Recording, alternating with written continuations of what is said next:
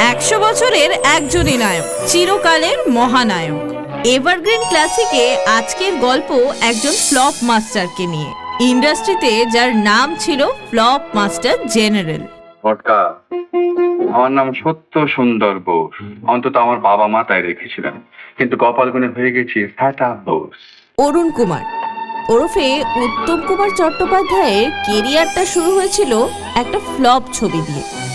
একটা সময়ে ইন্ডাস্ট্রির মানুষেরা যাকে গুরু বলে ডাকতেন, সেই মানুষটাকেই তার কেরিয়ারের শুরুর দিকে ডাক শুনতে হয়েছিল ফ্লপ মাস্টার জেনারেল নামে। আপনি ভাবতে পারছেন, বাঙালির রূপলী পর্দার ম্যাটিনি আইডল, এত এত মহিলার হার্ট থ্রব, সেই মানুষটাকেও একসময় ডাক শুনতে হয়েছে flop master general.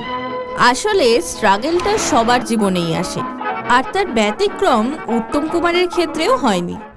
Excuse me, এরকম একটা পরিস্থিতি হবে আমি জানতাম, আর সেই জন্য আমি আমার রেজিগনেশন লেটার সঙ্গে নিয়ে এসেছি। You please accept. সাতকড়ি বাবুর ছেলে অরুণ কুমার চট্টোপাধ্যায় থেকে মহানায়ক উত্তম কুমার হয়ে ওঠার যাত্রাপথটা এত সহজ ছিল না। হাজার একটা বাধা বিপত্তি পেরিয়ে তবে তিনি মহানায়ক হতে পেরেছিলেন। কি ব্যাপার, আমাকে চিনতেই পারছে না মনে হচ্ছে? আরে আমি শ্রী প্রশান্ত কুমার রায়, আমার ছদ্মনাম শ্রী অভিজিৎ চৌধুরী, আমার বাবার নাম শ্রী বি.কে. রায়, লখনৌতে বিরাট ইন্ডাস্ট্রিয়ালিস্ট। ওগো শুনছো? আমাদের উঠোনে একটা সাদা হাতি ঢুকে পড়েছে।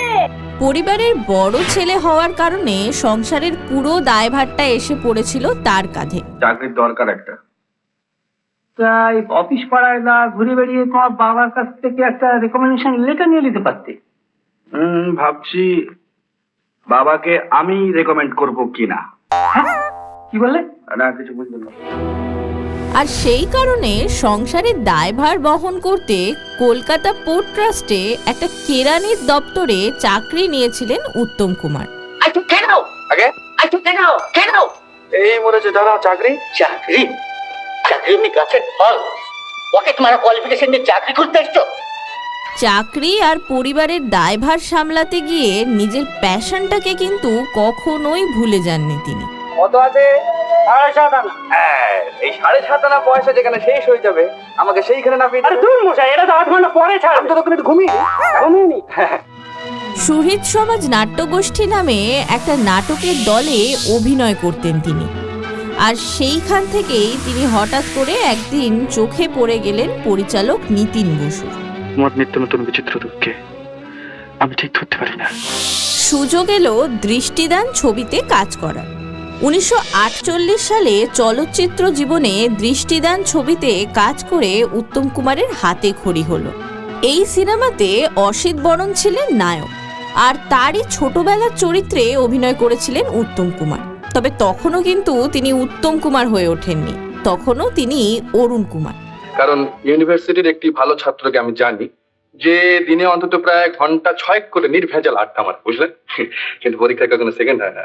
আচ্ছা, তার পরিচয় যদি আপনি জানতে চান, তাহলে তিনি আপনার সামনেই দাঁড়িয়ে আছেন, শ্রী সুদর্শন দত্ত। জানেন, এই ছবির টাইটেল কার্ডে তার নাম পর্যন্ত প্রকাশ্যে আনা হয়নি।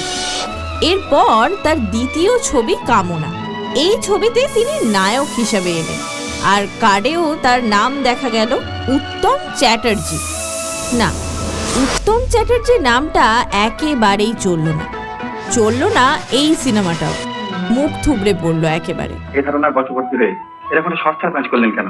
আপনি জানেন না আজকালকার ছেলেরা বাপের সম্পত্তি চেয়ে নিজের হাত পায়ের উপর নির্ভর করে বেশি। আপনার মামাতো বোন সুনন্দাকে যেদিন আমি বিয়ে করতে রাজি হইনি, সেই দিনই জানতাম এবারে আমাকে ছাড়তেই হবে। তাই এরকম একটা নোংরামি না করে আমাকে সিধে বললেই পারতেন, আমি চলে যেতাম। এরপর সহযাত্রী বলে একটা সিনেমায় তিনি নাম নিলেন উত্তম কুমার। তখনও সাফল্য আসতে বহু দূর। এখানে কুমোর পাড়ায় আমার জাত নিয়ে কেউ প্রশ্ন করবে না। আপন করে কাছে টেনে নিয়ে ঘৃণা করে আবার কেউ দূরে ঠেলে দেবে না। আমি নাম চাই না, যশ চাই না, বড় লোকের অনুগ্রহ চাই না, শুধু গরিবের একটু স্নেহ, একটু ভালোবাসা, এইটুকুই আমার যথেষ্ট। তবে দৃঢ় সংকল্পী ছিলেন উত্তম কুমার। 1951 সালে এমপি স্টুডিওতে 300 টাকা মাইনের একটা চাকরি শুরু করেন তিনি। আর সেই সময় ওই প্রোডাকশন হাউসেই তৈরি হচ্ছে প্রত্যাবর্তন নামে একটা ছবি। এই ছবিতে অসিত বরণ নায়ক, তারই দ্বৈত চরিত্রে অভিনয় করেছিলেন উত্তম কুমার। শুটিংয়ের সময় পুরো ক্যামেরার ফোকাসটাই ছিল অসিত বরণের দিকে, আর অসিত বরণের সামনে দাঁড়িয়ে রয়েছেন একজন, অর্থাৎ ক্যামেরার দিকে পেছন ফিরে দাঁড়িয়ে রয়েছেন। পুরো ছবিটা জুড়ে সেই ব্যক্তি পেছন ফিরে দাঁড়িয়েই রইলেন, তার মুখ ক্যামেরায় একবারের জন্যেও এলো না।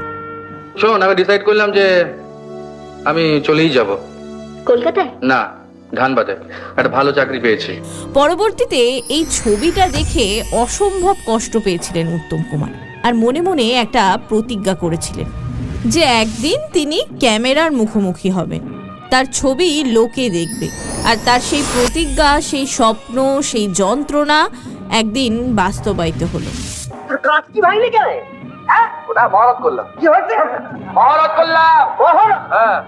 অরুণ কুমার চট্টোপাধ্যায়, পোর্ট কমিশনে একটা সামান্য কেরানি। সেই মানুষটা নিজের পায়ের তলার জমি তৈরি করতে একটা ভয়ঙ্কর লড়াই লড়েছিলেন, একটা অসম লড়াই, আর সেই লড়াইতে তিনি জিতেও ছিলেন।